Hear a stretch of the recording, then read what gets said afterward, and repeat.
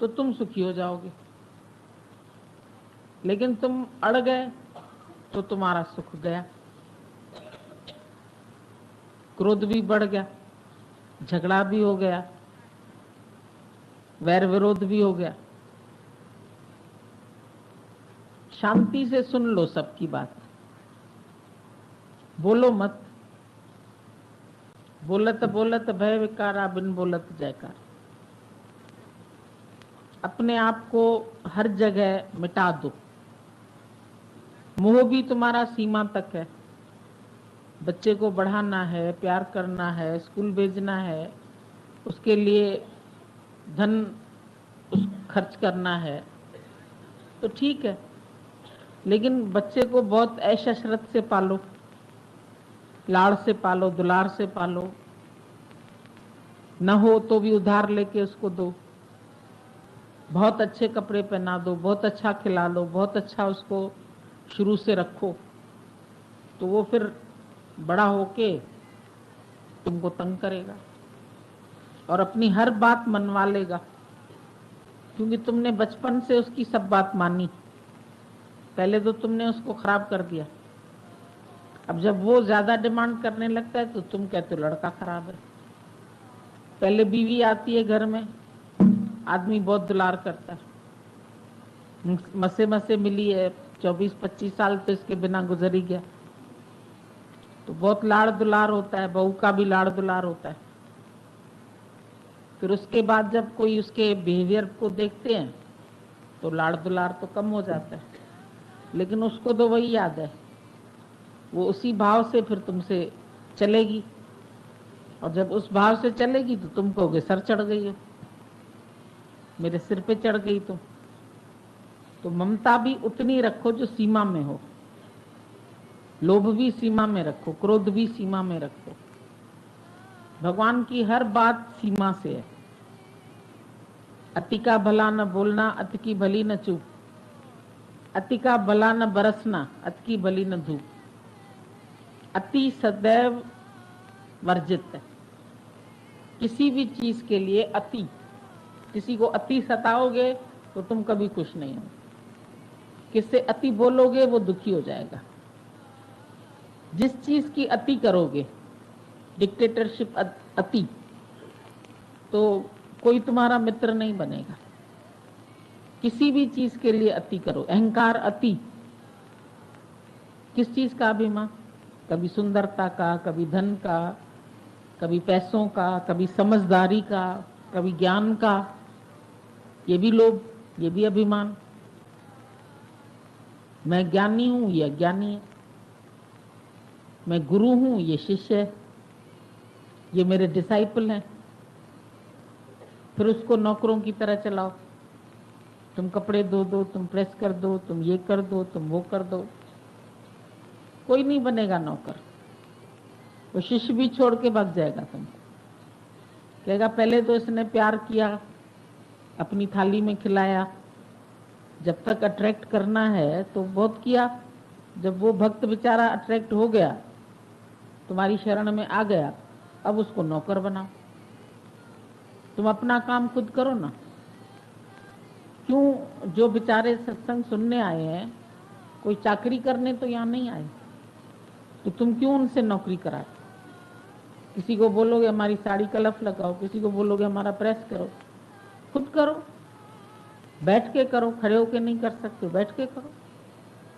सब काम मनुष्य कर सकता है, लेकिन अपने आगे पीछे दो नौकर खड़े करने की भी आदत होती है। घर में भी सब काम तुम अपना अगर स्वयं करो, तुमको किसी के ऊपर डिपेंड होने की जरूरत नहीं पड़ेगी। पर तुम डिपेंडेंट बन जाते। कोई मालिश करे, कोई पालिश करे, कोई उठाए, कोई बिठाए, कोई ले जाए, कोई ले आए। निराधार बनो ना। दादा ने सबको निराधार बनाया। इतनी उम्र में भी किसी के ऊपर बोझ बन के नहीं रहा। 80 साल तक की उम्र में हमने नहीं देखा दादा को कि वो अपनी अटैची भी बड़ी नहीं लेता था। एक थैला उठाता था, कहता फॉरेन में कोई नौकर नहीं होते थे, तो आदत है उसी इतने से थैले में एयर बैग होता था, उसमें उनके 2 कपड़े आ जाते थे, 2 ड्रेस, एक डायरी आ जाती थी, पेन आ जाती थी, चश्मा आ गया, बस काफी है। क्योंकि सुबह नहा के वो अपने कपड़े खुद धो के फैला के फिर पैदल करने जाता, रोज के रोज धुल गए, गंदगी भी नहीं रही और सफाई भी हो गई, फिर अपना प्रेस भी कर लिया, कोई मुश्किल बात नहीं। उसके लिए उसने किसी शिष्य सेवक को नहीं रखा। वो कहते थे हमेशा, पर्सनल सेवा तुम किसी से नहीं लो, वो सब शिष्य तुमको पिंगला बनाते, हर काम तुम अपना खुद करो। किसी को पानी का गिलास नहीं बोलो तुम उठा के दो, तुम खुद उठाओ पानी, खुद भरो, खुद लेकर चलो अपना पानी का बैग। वो भी किसी को बोलोगे तुम ले चलो, हमारे पीछे पीछे चलो, तो वो चाकर बनाने की आदत पड़ जाएगी। फिर वो चाकर के नीचे, वो चाकर भी होशियार बनते, वो चाकर के नीचे चूकर लगा देते छोटे, पीछे उनके पीछे वाले। फिर उसके आगे और छोटा आएगा कोई नया सत्संगी, वो फुसलेंडी, वो उससे काम लेगा, वो उससे काम लेगा, वो उससे काम लेगा। गीता भगवान बोलते थे तुमको बहुत फुसलेंडियां चाहिए, ऐसी छोटी छोटी, जो काम तुम्हारा आके घर का करे। हम तो सत्संग करते हैं ना, तो हमारे गांव घर का काम तो कोई करेगा ना। हमने बड़ा कार्य शुरू किया तो मेरे छोटे छोटे काम तुम लोग करो। ऑर्डरशिप, अभिमान, इन बातों से तुम्हारे घरों में भी कभी शांति नहीं होगी। तुम किसी के ऊपर भी अपना अधिकार रखेंगे तो धिकार मिलेगा जरूर। ये चाकर और चूकर अपने आगे पीछे चलाना, मुंडली तैयार कर लेना, मेरे इतने डिसाइपल्स हैं, मेरे इतने हैं, तो तू पूरे विश्व का नहीं है। फिर अहंकार भी आ जाता है उसका। अच्छा बोलते हो तो अहंकार आता है, अच्छा गाते हो तो अहंकार आता है, लोग तुमको अच्छा कहते हैं तो कॉलर अप करते। अगर तुम्हारे अंदर अहंकार अभी है तो इसका मतलब फिर तुमको ज्ञान नहीं। निशानी ये है ज्ञान की कि तुम्हारे को ज्ञान है या नहीं। क्योंकि जहां रोशनी है वहां अंधकार नहीं ठहर सकता। अहंकार अंधकार है, ज्ञान प्रकाश। अगर ज्ञान का प्रकाश तुमको मिला तो तुम्हारा अंधकार, अज्ञान, अहंकार वो हट जाएगा।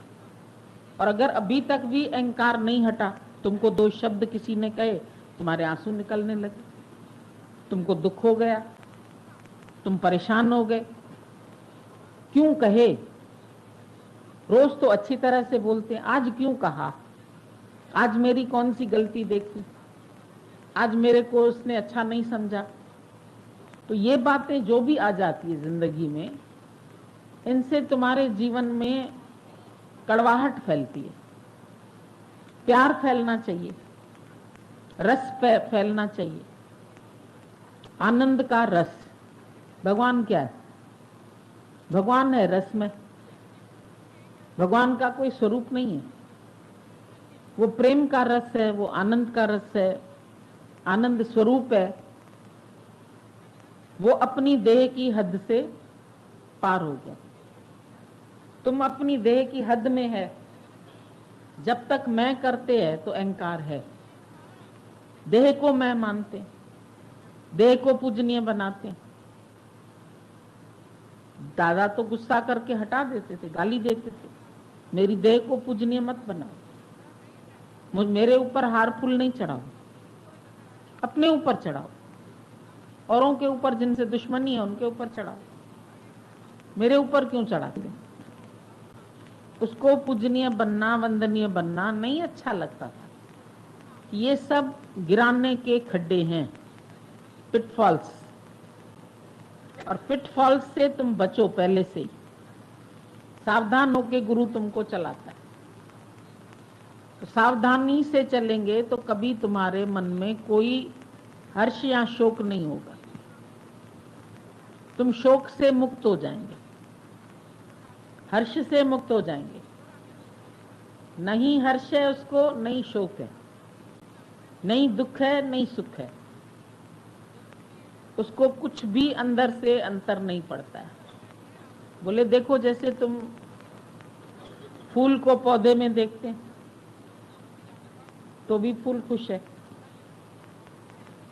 अपने पास ले आते हैं गुलदस्ते में रखते हैं तो भी खुश है, फिर उसको तोड़ लेते हैं गुलाब की पंखड़ियां, फिर ऐसे करके सब पे बारिश करते हैं तो भी फूल खुश है, सुगंध देता है। वो नहीं कहता तुमने मेरी पंखुड़ियां क्यों तोड़ डाली, तुमने मेरे साथ ऐसा क्यों कर दिया। तुम्हारे साथ कोई थोड़ा बहुत कुछ करता है तो तुमको बहुत दुख लगता है। तुम इस राह के लिए परीक्षा नहीं देना चाहते। जितने भी संत हुए, महात्मा हुए, उन्होंने ज्ञान के लिए सहन किया। गुरु अर्जुन देव तत्ते तवे पर बैठे, लोगों ने बोला तुमको इसकी तपिश नहीं लग रही है? बोला मेरे अंदर इतनी शीतलता है कि एक तवा मुझे क्या तपा सकेगा। मेरी अंदर की शीतलता को ये तपया हुआ तवा कुछ नहीं कर सकता। गरम बालू डाली उसके ऊपर, 5वीं पातशाही अर्जुन देव, ये तो अभी इसी 400 साल के पहले से ही हुए हैं, और इतनी इतनी उनकी परीक्षाएं ली गई, फफोले पड़ गए पूरे शरीर पर, पानी में चले गए, समाधिस्थ हो गए। बोला मेरी शांति को कोई भंग नहीं कर सकता। मीरा को जहर मिला, सुकरात को जहर मिला, अनलहक को सूली मिली। अनलहक को बोला तुम अपने को अनलहक क्यों बोलते? हक, हक माना सच, अनलहक माना मैं वो सच हूं, मैं वो आनंद रूप हूं। ये उसने कहा। लोगों ने कहा तुम ये मत कहो, अगर तुम समझ गए हो तो अंदर में ये बात रखो, पर बोलो मत, नहीं तो तुमको सूली पे चढ़ा दिया जाएगा। तो वहां के जो बड़े थे खलीफा, उसने बोला मत बोलो, नहीं तो तुम मारे जाओगे। उसने बोला ये बताओ मेरे को कि अगर मैं ये नहीं बोलूंगा तो भी क्या कभी मौत नहीं आएगी मेरे पास?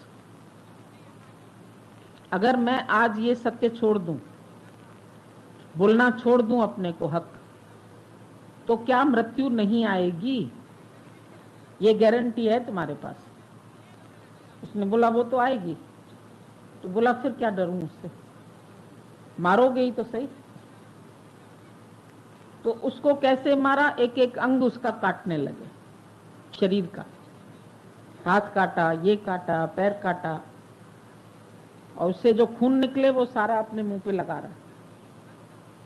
मेरा पीला चेहरा न देखे कोई, ऐसे एक एक अंग करके उसको काट रहे। फिर लोगों को बोला इसको पत्थर मारो, अंग भी काट रहे हैं, लोगों को बोल रहे पत्थर भी। फिर बार बार कह रहे अभी भी समझ जाओ, तुम्हारा इलाज कर देंगे, जी जाओगे, बच जाओगे, उम्र तुम्हारी रहेगी। फिर वो हंस रहा है। एक उसकी चेली थी, बुढ़िया शिष्याणी, मतलब सत्संग सुनती थी।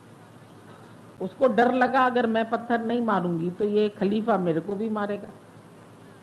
तो उसने ऐसे करके फूल मार दिया, तो चीख लग गई, आवाज निकली उसके अंदर से। बोला आवाज करता है, रोना आ रहा है तुम्हें, दुखी हो, चलो अभी भी छोड़ देते हैं। बोला आवाज इसलिए नहीं है, आवाज इसलिए जिसने पहचाना उसका फूल भी मेरे को पत्थर लग रहा है और लोगों के पत्थर भी मेरे को फूल लग रहा है, क्योंकि वो नहीं जानते मेरे को, पर ये तो जानता है। जानने के बाद ये मेरे से इस तरह का सलूक करता है तो दुख लगता है, तब दिल टूट जाता है। हीरे का दिल कब टूटा? एक हीरा गधे के गले में था और गधे का मालिक उसको पहना के बहुत प्रसन्न था। आगे जैसे जैसे बढ़ा, एक जौहरी की नजर पड़ गई उसके।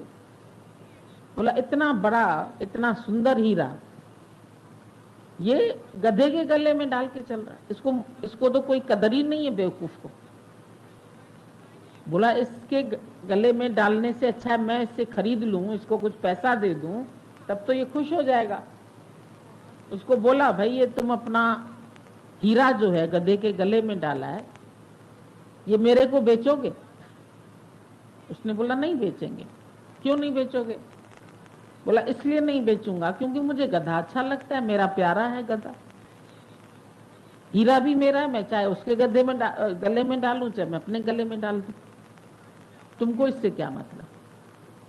बोला बहुत बहुमूल्य है और मुझे ये हीरा बहुत पसंद है, तुम चाहे इसका जितना मूल्य बोल दो, 100 रुपया दूं, 200 दूं, इतनी दिनार दूं, इतनी। आखिर उसने उससे वो हीरा ले लिया कम दाम में, जो जितना उसका होना चाहिए दाम, करोड़ों में दाम था, तो हजारों में दे दिया। पर हीरा उसके हाथ में आते ही टूट गया। उसने बोला ये क्या हुआ, किसके तो टुकड़े टुकड़े हो गए। हीरे का दिल रोया, बोला मैं गधे के साथ खुश था पर तेरे साथ खुश नहीं हूं। बोला क्यों, मैंने तो तेरी कीमत दी।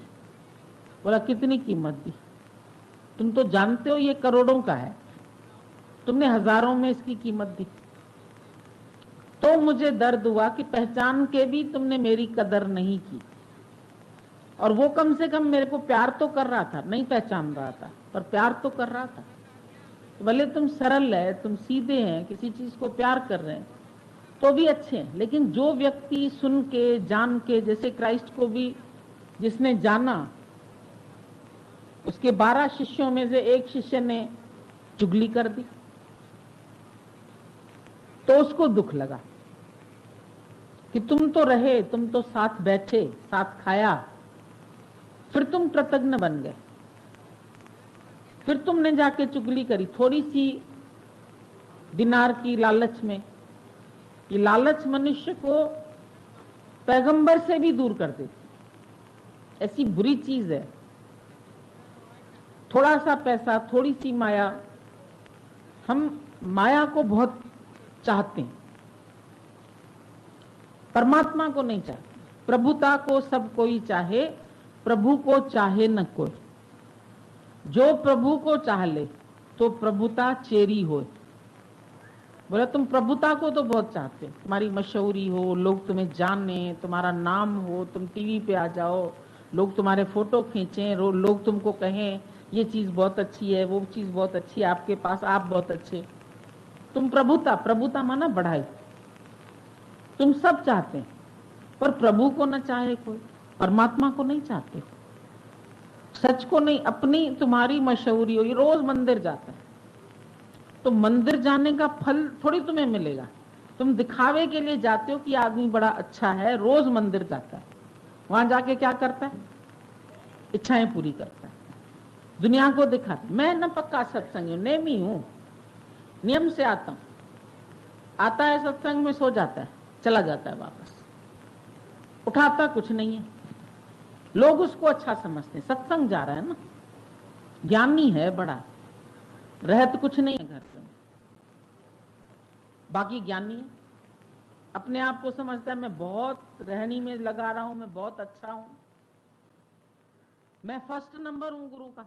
पता नहीं क्या करता है बैठ के, फर्स्ट नंबर तो कहलाता है। गुरु को दबा के बैठा है कि गुरु को ऊपर करना चाहता है कि खुद उससे मजा लेना चाहता है, ये तो पता ही नहीं। हम बड़े क्लोज हैं गुरु से, क्लोज होके क्या करते हो? गाली देते हो, अपमान करते हो, सताते हो, किस इंटेंशन से बैठे हो? ऐसे तो जो बलि का बकरा होता है उसकी भी पूजा होती है, तो क्या बकरा उससे खुश हो जाएगा कि तुमने मेरे को हार फूल चढ़ाए, तुमने मेरे को टीका लगाया, तुम कितने महान हो? पर क्यों लगाया? छुरी लगाने के लिए।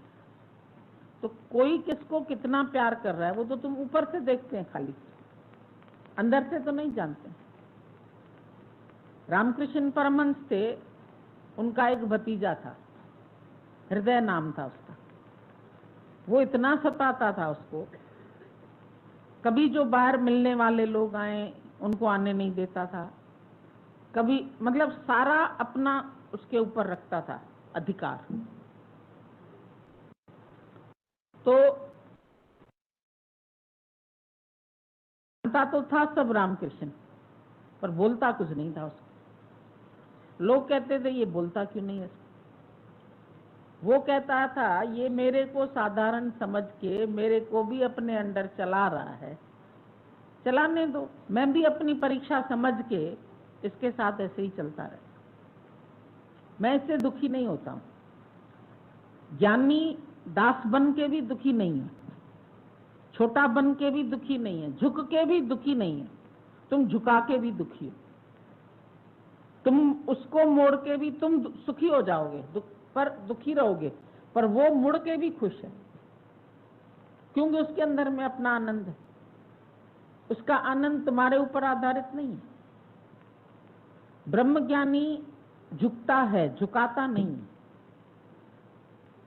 लास्ट नाइट जब खाना खा रहे थे क्राइस्ट के साथ उसके डिसाइपल्स, तो उसने सबके रात को चरण छुए, दूसरे दिन उसको सूली पे चढ़ना था, सबके चरण छुए। उसने बोला आप सब हमारा क्यों छू रहे हैं चरण? बोला बस इतना समझ लो कि आज दिन तक मैं ही तुम्हारे आगे झुका हुआ था, तुम नहीं। गुरु तुमको झुक के फिर उठाता। भजन में